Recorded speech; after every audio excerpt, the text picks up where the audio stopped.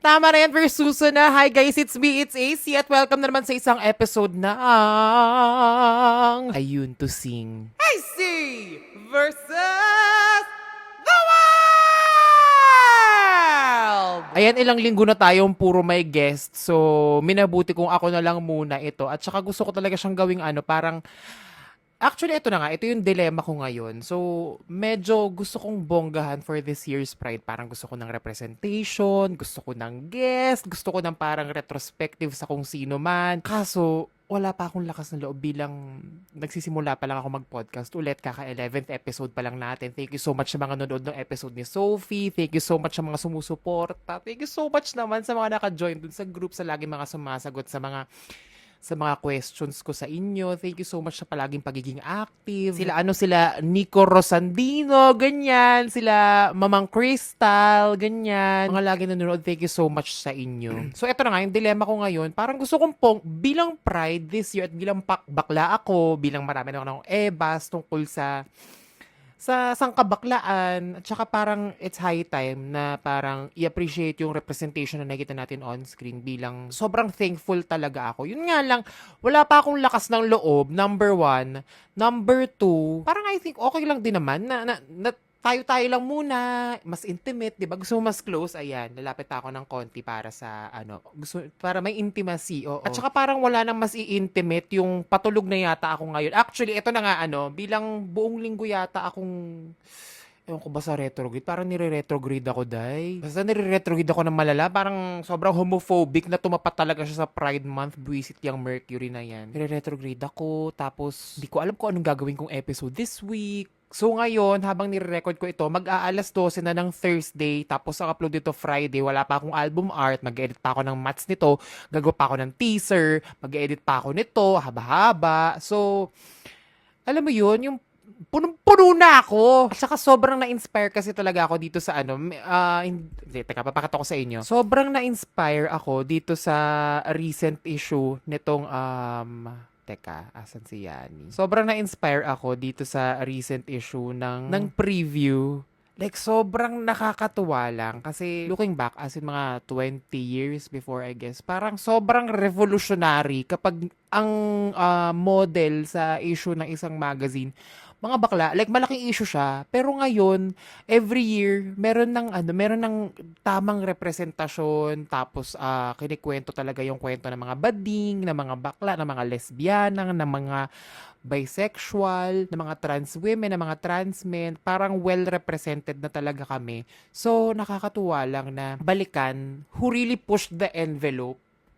Tari na who really pushed the envelope, di ba? Kaya for this episode, siguro tawagin na rin nating some sort of tribute para sa mga icons na talagang really pushed the movement, the conversation forward. And alam ko, sobrang dami ng appreciation for them. Pero dito sa bansa natin na ang nagahari pa rin ay Catholicism, napakarami pa rin mga misogynist, mga homophobic na nagiging leader natin. Dapat lang talaga na i-echo natin yung appreciation natin sa kanila kasi sila talaga yung mga naging frontline ng movement at saka lalo na sa mga straight na nandito sa listahan na ito, hindi sila natakot na itaya yung career na meron sila para makapagsalita para sa community natin, sa community namin. Kaya naman para sa episode na ito, atin pong bibigyan ng tribute, ng appreciation ang ating mga gay icons dito sa Pilipinas. Kaya naman ito ang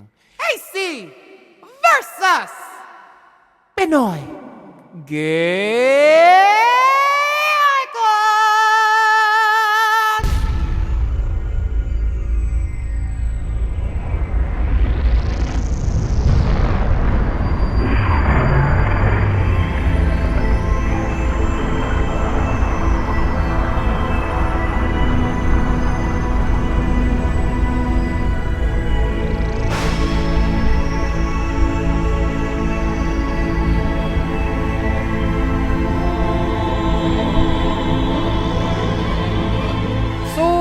Etong listahan na ito, hindi kapag sinabi kasing gay icon, hindi siya necessarily bakla, hindi siya necessarily member ng community. It just so happened na maaaring yun nga katulad ng sinabi ko kanina, pinush niya talaga yung conversation forward at itinaya niya ang career niya. Pero I think, babalik ako yung sinika ko kanina, sobrang proud lang talaga ako dun sa mga nakasali dun sa preview cover na yun. Congratulations kay Yani, kay Sasa, kay Neo, kay Direk Rod, si Nick Chen, yung anak ni Lea Salonga na napanood ko sa anong play yun, yung kasama sila Sheena, yung Spring Awakening, ang husay nung Nick Chen. Si Mama Janly na isa sa mga force sa advertising. Sobrang proud. And everyone in the cover, congratulations. Thank you so much for the representation talaga. So ito na nga.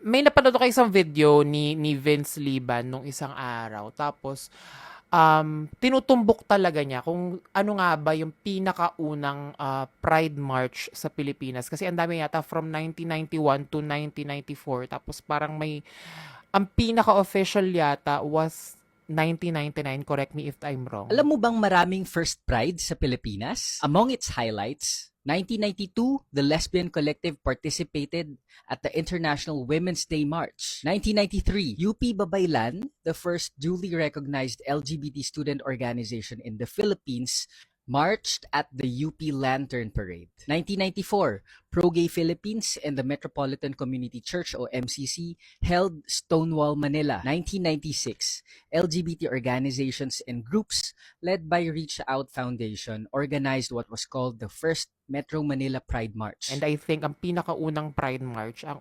mga Namu Jane, ang mga nagbida-bida talaga, ang mga namuno talaga, ay mga Kyoms. Nauna talaga ang mga Kyoms. So, sakay ng kanilang mga Mio. Give ko sa inyo yan. Thank you so much for Thank you so much dahil nanguna kayo. Oo. Ito actually, itong unang gay icon ko na ito, nakakatuwa lang. Kasi hindi tayo same na mga political beliefs, pero kasi na-witness ko kung ano yung growth niya sa kung sino siya ngayon tsaka sa kung sino siya before. At saka yung speculations ng bakit hindi siya nakapalda, bakit ayaw niya magpalda, bakit ayaw niyang lumove team, bakit hindi na siya makatransition from being a child star to being a teen star. Tsaka considering na she was the biggest child star of her time. Tapos noon time pa yon, tapos alaga talaga siya ng mga hosts nung noon time show nila, which is Eat Bulaga. Meron siyang isang concert, tapos inabangan talaga na mag-gown siya para ma-confirm kung tomboy ba talaga siya o hindi. Hindi ko alam kung tama ba yung lore, pero para may ganun. Basta pinag-gown siya sa isang concert. Pero, hindi mo again, tomboy kasi siya, no? Nung time na yan. Tomboy siya, lesbian siya, nung time na yan. So, parang, ano bang inaantay ng mga tao sa kanya to fuck up para maging katatawanan siya? Na parang for me, hindi pa siya nabibigyan ng malaking apology ng buong Pilipinas na kasi hodang nanood sa kanya na hindi niya utang na loob yun. So ang taong ito ay si Direk Ice Sigera. Aminin natin, may mga political beliefs siya na for me questionable, pero still that doesn't mean na yung pinagdaanan niya before invalid. Pero kasi ang lala ng pagkaka-push niya ng forward sa kung ano yung discussion tungkol sa mga tomboy, sa pagkakaiba ng isang lipstick lesbian versus sa isang tomboy, 'di ba? Yung term na yun kasi para siya naging umbrella term dito sa Pilipinas. Like ako, may times din talaga na I would catch myself na using the umbrella word tomboy na para I think hindi ko sure kung improper ba siya or okay pa rin siyang gamitin bilang parang nauna talaga natin yung term na parang umbrella term na siya para sa mga lesbians. Pero ang daming factions ng mga yan. So parang isa siya talaga sa mga pioneer batch ng mga tomboy dito sa Pilipinas. And grabe yung pagkaka-push forward ng conversation sa kanya kasi nagkaroon siya ng ka-love team, 'di ba? Nagkaroon siya ng ka-love team sa TV sa Isabela. Eto ay kukwento ko sa inyo. Sa Isabela na teleserye ni Miss Judy Ann, sidekick siya ni Miss Judy Ann Santos doon. Tapos doon sa Isabela, para siyang lagi nakasunod kay Isay. Isay yung palayaw ni Isabela.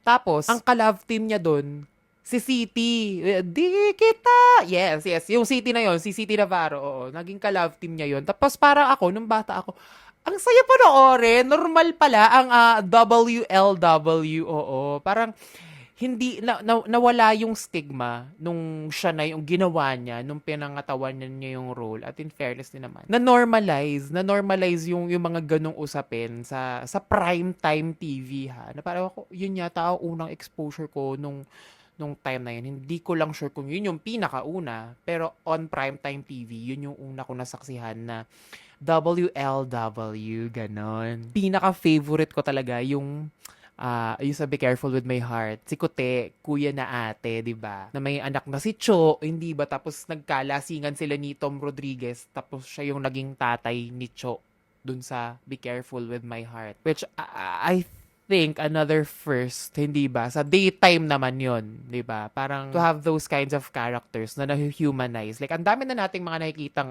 mga tomboy na nanay, pero not on screen. Hindi sila na-humanize enough pa. So again, another envelope pushed forward. I think ginawa yun ni Direk Ice pre-transitioning, tapos ngayon transition na siya. So that's number one for me. Again, thank you so much Direk Ice Segura for pushing the envelope forward. Kailang pushing the envelope forward na ako dito sa episode na ito. Bilangin nyo na lang. Ilang envelope ba yan? And speaking of mga kaya nabanggit ko na parang deserve ni Direk Ice ng isang apology mula sa buong bansang Pilipinas. Lalo naman ito, bilang nasa usapin tayo ng mga trans men, isunod na natin si Jake Zyrus. Jake Zyrus ang itawag ninyo sa kanya, mga damuho kayo. Hindi ko lang siya ma-vocalize enough. Pero paano mo nga naman i-vocalize sa isang grupo ng mga boomer, lalong-lalo na sa Facebook, na dapat hiwalay ang mga Facebook ng mga matatanda. Dahil kapag ka nakakita sila, like from time to time, may mga magre-re-upload ng mga videos ni Jake Zyrus nung time na taas boses niya. Galing niya. Pinoy pride naman talaga siya. Lalo na yung kinanta niya sa ASAP, yung If you say that one moment, it's on, break it, shine, give me one moment, it's on. Nung ginanon niya, di ba parang, laging yun yung nakikita kong laging nire-re-upload ng mga tao, yung mga ASAP performance niya na yun. Tapos laging, ang galing ni Charis, grabe, sana hindi na lang siya nag-transition. Sana hindi siya nagpatanggal ng dede, mayaman pa rin siya. Sana, ang dami niyo mga kagaguhan sa mga comments niyo na hindi niyo alam na offensive sa of course, fully transitioned na, fully realized person na, si Jake Zyrus ngayon. Tawagin nyo siyang Jake Zyrus. Parang ang hirap pangaralan talaga ng mga, lalo na mga matatanda, no? Kapag ka mayroon na silang nakasanayan, na parang ang sasabihin nila, you can't teach old dog new tricks.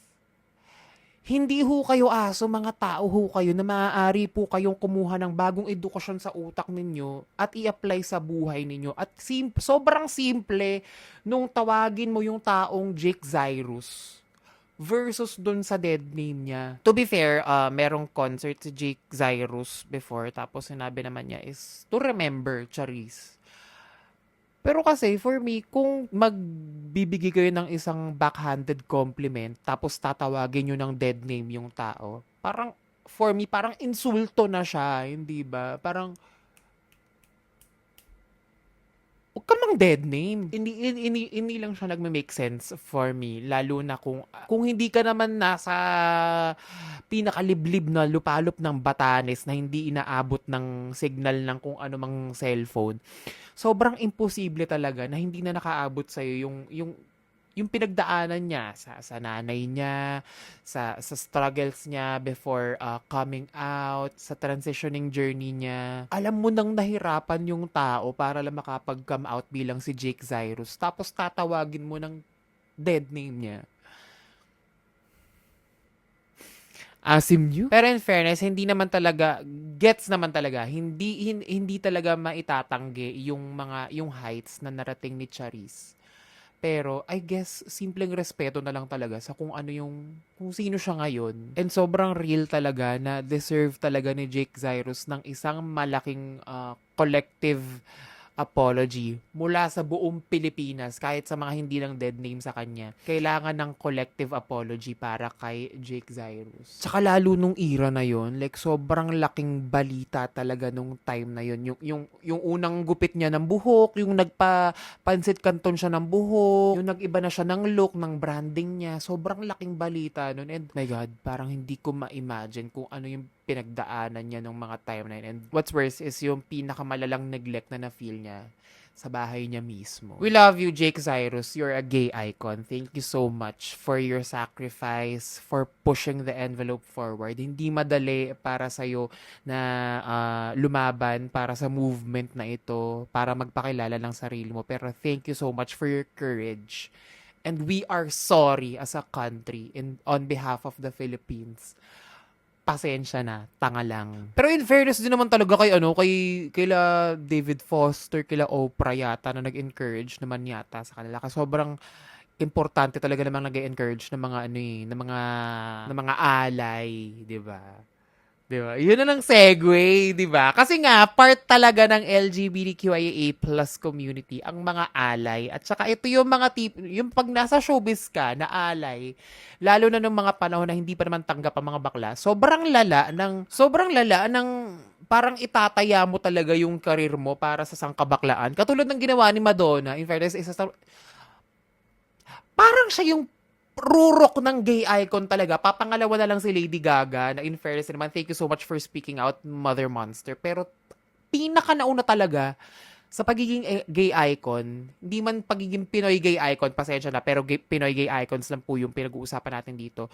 Si Madonna talaga yung rurok nun na parang tinataya niya lahat. Di ba? Sobrang well-loved siya ng mga panahon. Pero example lang naman, itong si Madonna na parang tinaya niya talaga ang lahat. Hindi ba? Kasi hodang mawala ang millions niya para sa mga bakla. Thank you so much, Madonna. Pero itong mga gay icons natin sa Pilipinas, lalaban din naman talaga. Katulad nitong isa sa mga, hindi isa sa mga, siya ang trailblazer ng term na babaeng bakla.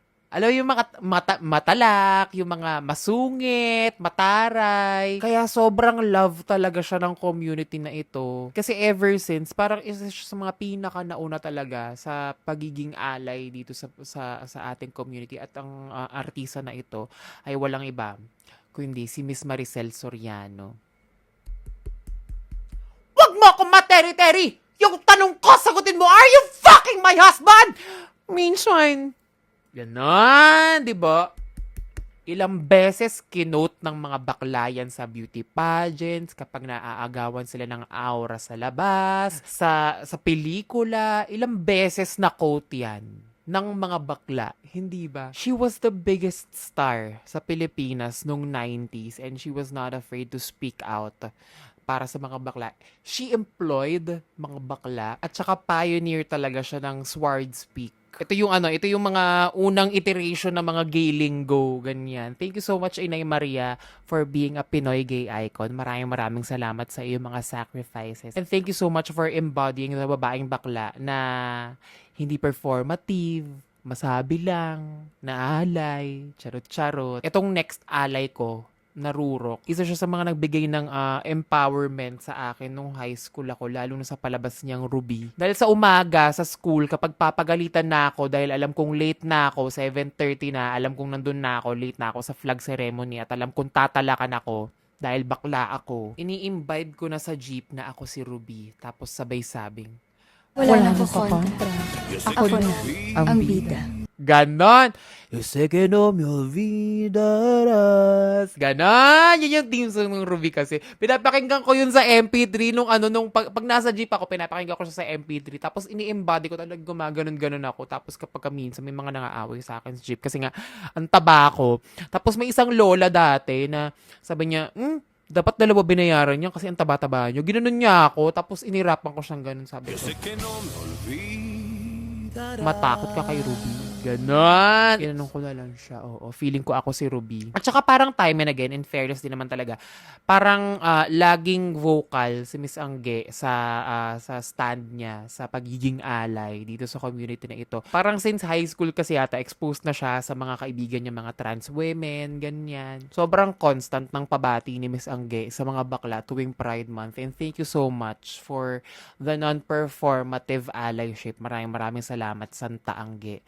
At dahil dyan, you are a Pinoy gay icon. Thank you so much. Isa pa sa mga gay icons ko talaga na parang sa araw-araw siyang, parang 7 days a week siyang nasa TV nung peak niya for so many years. To the point na talagang maitatalak niya, para she speaks her mind. At saka lalo na para sa mga kaibigan niya mga bakla, she will speak her mind. And thank you so much, Miss Chris Aquino, for being a solid ally. To the point na, alam ko parang may isang guesting siya sa show ni Marian, yung yan ng morning sa GMA7. Parang 10 years ago, parang around 2016, 2014 yata, nung kakatapos ng Chris TV. Tapos may isa siyang chika doon. May tanong si Marian. Parang nagbigay siya ng mga flash questions sa kung ano yung mga stand niya sa mga bagay-bagay. Tapos binato sa kanya ni Marian, same-sex marriage.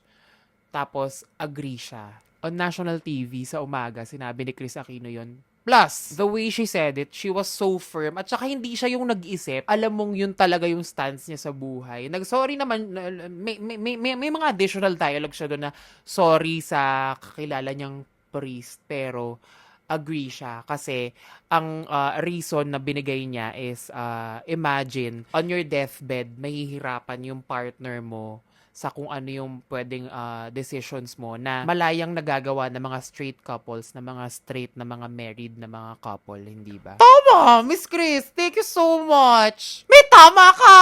Dahil dyan, thank you so much, Miss Chris, for being a real gay icon. Etong next sa aking listahan, parang na-explain ko naman enough sa ating first episode dito sa AC versus the World. AC versus queer baiting, yun. Yun yung una nating episode dito sa ating podcast. And sobrang, I think na-reiterate ko naman enough na sobrang halagang alay ni Tito Dolphy sa sangkabaklaan dahil 70s, 60s pa lang, pinupush nyo na yung envelope forward. Kaya naman, thank you so much. Kung gusto nyo makita yung appreciation ko para kay Tito Dolphy, andun lahat yon. Isang buong episode talaga yon. Thank you so much, Tito Dolphy. Mabuhay ka. Manood kayo ng Humalong Dariles. Panonoorin ko bukas, nakakaiyak daw. 4 out of 5 kay Goldwyn Reviews. So, papanoorin ko yan. Gusto ko ng third year, so papanoorin ko yan. Pero itong aking next icon, itong icon na ito, never kong inakala na makakasalamuha ko siya sa tanang buhay ko. Never kong na-imagine na magkakatabi kami. Never kong na-imagine na mabebeso ko siya, na mabibiro ko siya ng ilang beses. Kasi nung bata ako, meron kaming stereo, multiplex ba tawag doon? Parang ganon, oo. Tapos, dami kaming tapes, ganyan. Tapos, siya talaga yung masasabi ko na inherited yung pagiging icon niya for me. I just kept on hearing her songs to the point na ang pinaka-favorite song ko nitong gay icon na ito ay sidetrack lang naman ng isa sa kanya mga albums, which is Zoom, Just One Look, and Then My Heart Went Boom. So, itong icon na ito ay walang iba kundi si Miss Regine Velasquez Alcacid. Teka, may papakita ako sa inyo.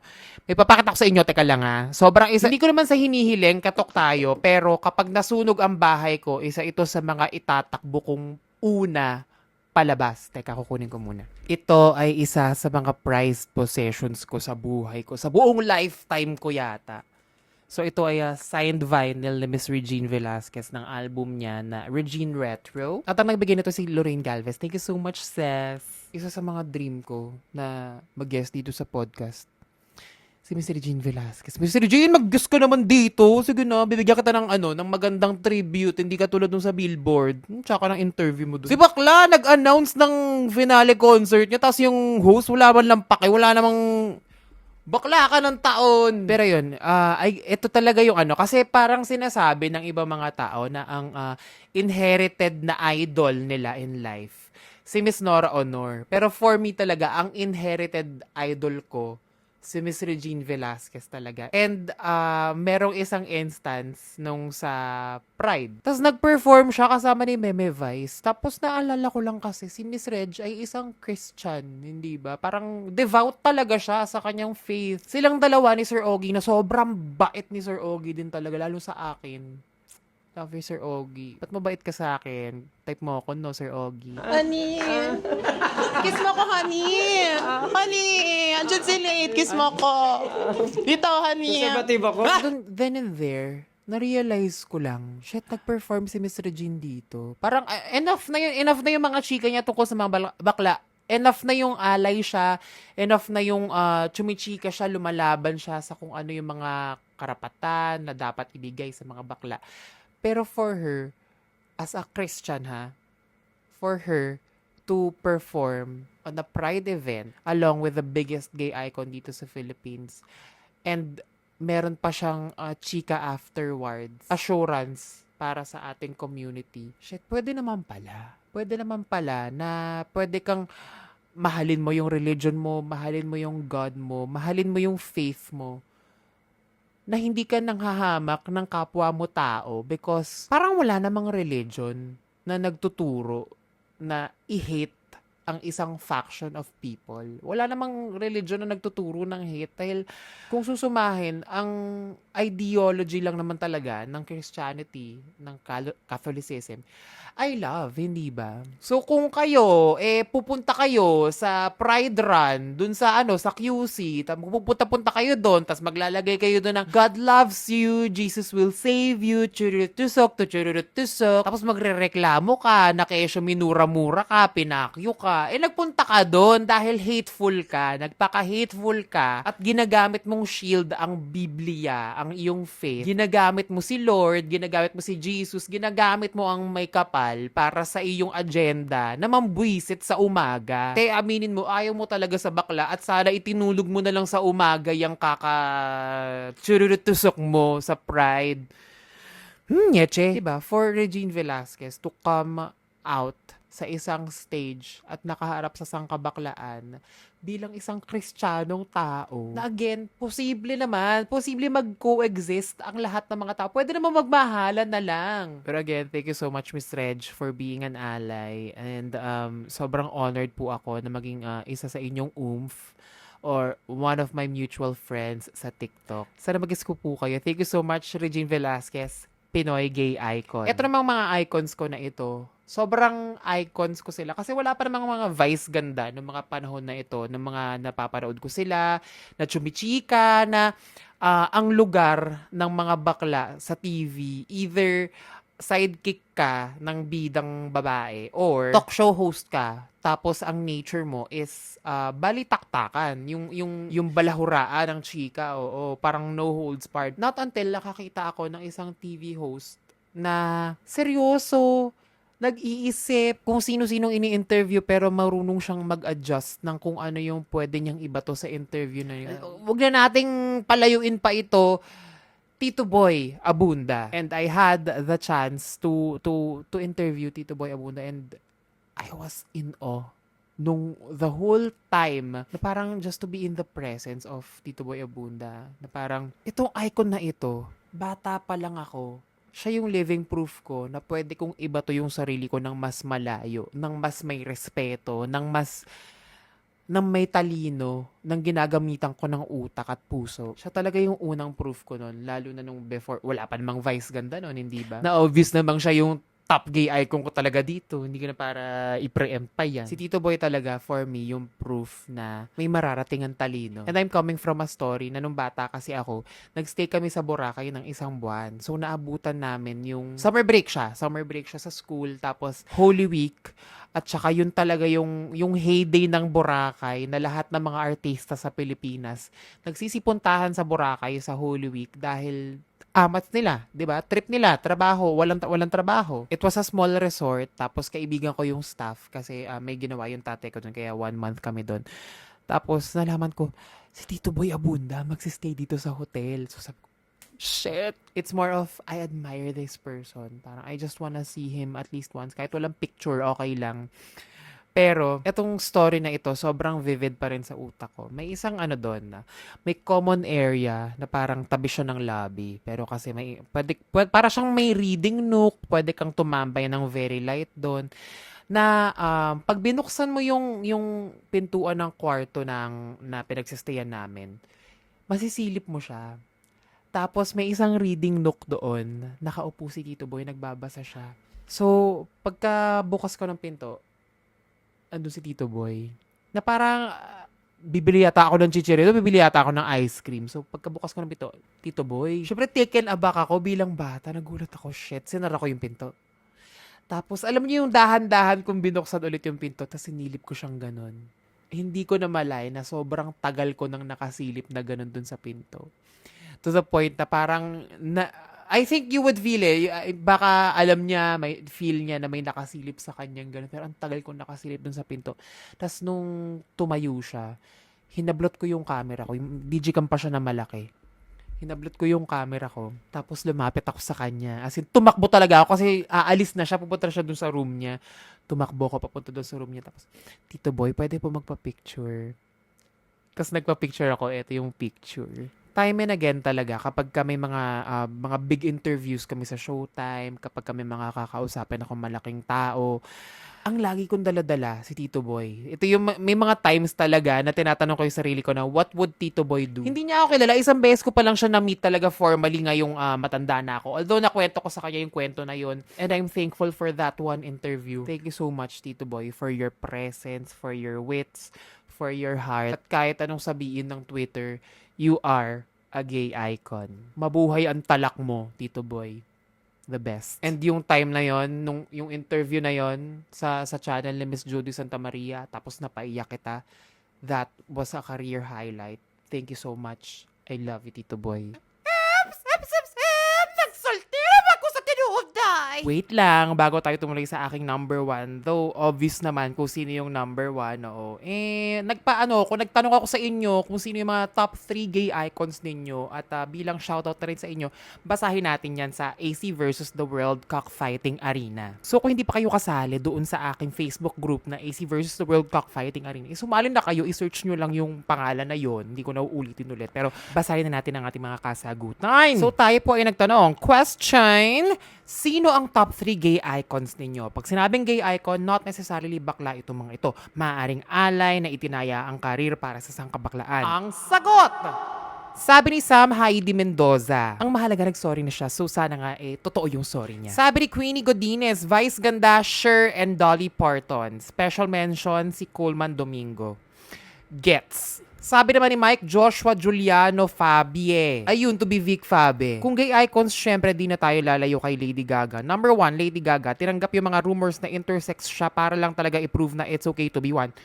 Gets. At syempre, she speaks out for queer people all the time at gay anthem pa natin ang song niya na Born This Way. Tama! Gets! Number 2, Meme Vice. I don't think I even have to say why kasi na-enumerate na to lahat ni AC sa GNB at sa isang ep ng AC versus the World. But emphasis na she's the first openly queer artist na hindi pasok sa respectable na standard ng Filipino society at that time for a gay people to fit in. And inspiring to see a queer person thriving in life. Period. Sana all may Tesla Cybertruck, diba? Number 3, Lloyd Cafe Cadena. May you rest in peace. He was literally the first YouTuber I was a fan of. Feel ko siya din talaga ang isa sa mga reason why a lot of queer people got comfortable being themselves kasi he was always so unapologetic and loud. Gets. He always spoke up when it mattered and platformed a lot of people like BNT. Miss him so much. Gets. Shoutout na lang kina Iya Mina, Gets, Laverne Cox, Gets, at MJ Rodriguez, Gets. As may trans icons that help me figure out my identity, I love MJ Rodriguez. Though hindi na yata MJ yung gusto niya itawag sa kanya. Michaela J. Rodriguez na yata. So, ayusin mo bakla. Sabi ni Kenneth Lucero, The Regine Velasquez, Vice Ganda, Lady Gaga. Sabi naman ni Carl Jester Agad Dagitonas, Wally Bayola as Lola ni Dora. Gets. Paulo Ballesteros, Die Beautiful, hello, sabi niya dito. And Risa Ontiveros for supporting Sugi Bill. Gets ba? Gets! Sabi naman ni Peter John Gumarang na laging sumasagot, thank you so much naman, the Meme Vice Ganda, Risa Ontiveros, and Attorney Chel sa Politics, Mamang AC. Okay, sinama kita kasi being unapologetically you in the times na hindi pa as apparent and loud. Ang LGBTQIA plus people, mga media platforms no nag-exist ka na, may representation na, thank you. Ayun to ungol. Ayun to bitisis. Ito si Brian Galman Balmaceda. Sabi niya, number 1 si Rihanna. She's the icon for me since bata pa ako. Her songs makes me wanna make me proud sa kung sino ako. Though, hindi directly sa mga lyrics ng songs niya ang pagiging alay. Pero ramdam na ramdam ko that her songs are for the queer community. And nag-search din ako and there are several scenarios na nag-show siya ng love for the community. Sana gets niyo po. Gets naman, si Rihanna na yan. Pero kasi wag lang gawa ng makeup, dai. Mag-release ka na ng album, uy. Huwag mo kami bagutin. Number 2, Lady Gaga, walang bakla ang hindi alam ang Born This Way. Tama. Kumbaga, national anthem siya ng queer community. And growing up, kinakanta ko na siya without understanding the true meaning ng kanta. Pero nung nagkaisip na ako, napasabi ako sa sarili ko na I stand the right queen. Also, Lady Gaga's discography is sobrang bakla. I mean, girl, lahat tayo alam ang paparazzi, telephone, etc. Gets. Number 3, Eugene Domingo, sobrang evident ng support niya towards the community, lalo na na-prove na talaga na malapit siya sa mga bakla. Doon sa comment niya sa Fem Manila sa PJT and deserve niya ng love galing din sa community natin. Gets. We love Miss Uge. Plus, Vice Ganda is near and Mimiya. No need na explanation kung bakit. Grabe ang ambag nila sa iba't ibang field while waving the rainbow flag for us. Buelo! Sabi naman ni Paula C, number 1 si Sailor Moon. Baklang-bakla ako nung bata every time na mapapanood ko siya sa TV. Gets kita dyan, te. Number 2, si Santo Niño. As a kid na lumaki sa lolo na mananahe, I was 7 to 11, yun, 7-11. I was 7 to 11 years old nung in-start kong tahian ng damit at gowns gamit yung mga retasong tela ng lolo ko, yung Little Santo Niño namin, na mga 2 dangkal ang laki. Tanda ko pa noon, November na November, naka-long back gown. Yung Santo Niño namin. Ayun, magkaribal to be fashion show. Number 3, ikaw.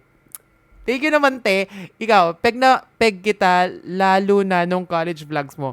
Sobrang idol kita. Alam ni Santo Niño yan. Si Santo Niño na yan, ano ba laban ko? Di naman ako si Cristala. To the point na pag nakita siguro kita in person, maluluha ako. Ibang tao sa bahay, alam gaano kita ka-idol AC in the past 10 years. Ikaw ang maririnig nila sa TV whenever ako ang may hawak ng remote. Yung tipong kahit binabash ka na nila at napapangitan ako sa ugali mo minsan. Yung tipong kahit binabash ka na nila minsan. Yung tipong kahit binabash ka na nila at napapangitan ako sa ugali mo minsan dahil sa mga nababasa kong bash tungkol sa'yo kasi may mga proofs and testaments pa. Pero ewan, sobrang idol na idol pa rin kita. Ewan, basta I just love you the way you are. Salamat naman! Ina naman ng panduloy.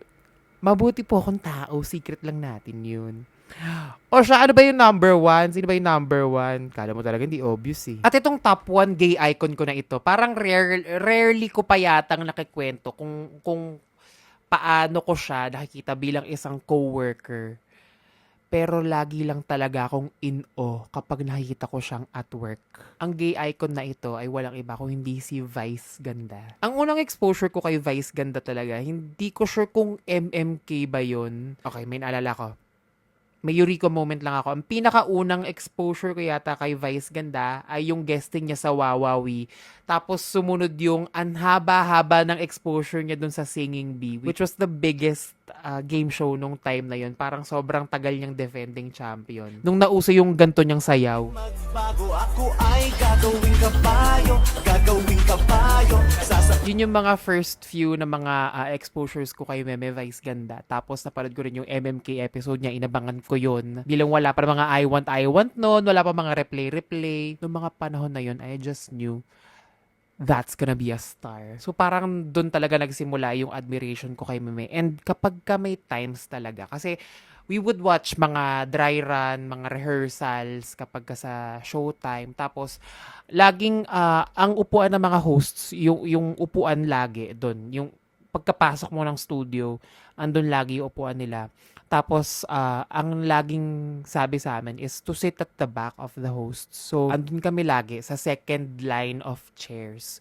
So, kapag ka may feeling ko naman kasi ang image ni Meme Vice sa inyo is GV-GV, funny-funny, nakakatawa, mataray, ganyan. Pero kasi, sobrang euphorical. Ganun kalala, yung euphorical siyang makita at work. Like, ano bang segment? Basta may isang segment na dinedry run nun. Tapos, dinedemo ng mga writers, ng staff ng It's Showtime. Tapos, andun na, as in, eto ko, kaharap ko si Meme Vice, andito siya sa harap ko.